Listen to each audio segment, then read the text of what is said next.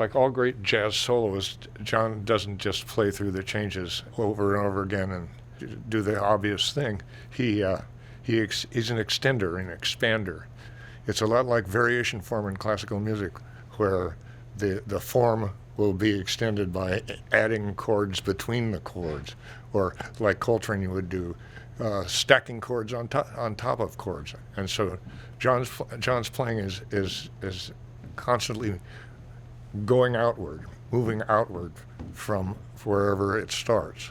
In terms of playing Grateful Dead music, is that he's playing music that's a little less harmonically advanced than he would normally play. He expands them, but he never loses sight of the fundamental ideas that are being played by the rest of the band. When we're all playing together, we were trying to have a conversation, not just between the soloist and the rhythm section, but between all of the players, you know.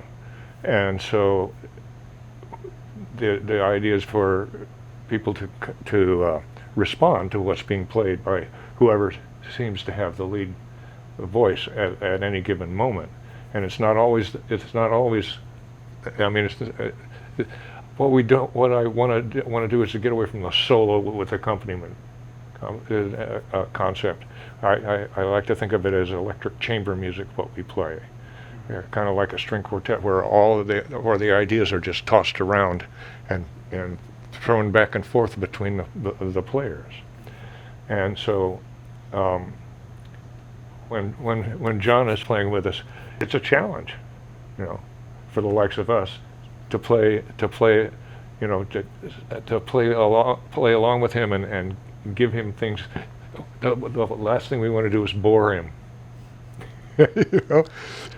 Those kind of challenges, again, are what I live for in music, because it takes you out of yourself. You know, you can't play what you normally would play. You know, and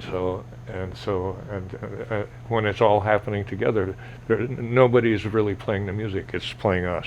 Whoever's turn it is, kind of in a random order or whatever, to take the lead will state an idea. And then it's up to the rest of us to help him develop that idea.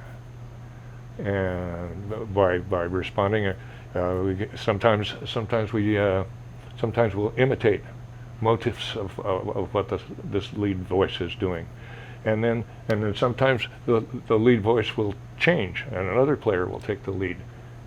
And it's a lot like Brahms's music, where the accompaniment figures evolve into the main theme over time, and that's another one of those chamber music kind of ideas that we try to work around. I like to tell everybody that there's no such thing as a mistake, only an opportunity. So, and especially in a free improvisation setting, where there's no set formula, or usually all there is just a tone that's the fundamental tonality, kind of like Coltrane modal jazz, and with something like that, I mean, you can do just about anything. So I mean, it's okay to play a dominant chord over this tonic. It's okay to play stacked diminished sevenths chords a half step apart, you know. And the whole thing is tension and release. That's the lifeblood of music. And if you don't have any tension, you can't have any release, and it's just blah. Somebody will play a riff or something, and another player will play that riff back at them upside down, or backwards, or take a little piece of it and throw that into the mix in another pitch level. Yeah, and it's all happening in real time, and nobody is directing it. That's where the most fun comes in for me. Because somebody will pick up something from somebody else, and then there's two people doing the same thing, and then the rest of the band can lock in, and then there we are at a whole new musical idea that's never been created before. Definitely guitar can be as articulate as a saxophone, and even the bass. can, I mean, some of these players are totally astonishing, and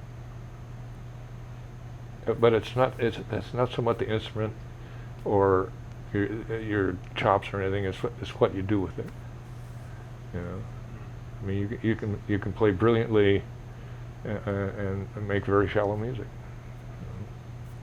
but luckily that's not been the case for a while.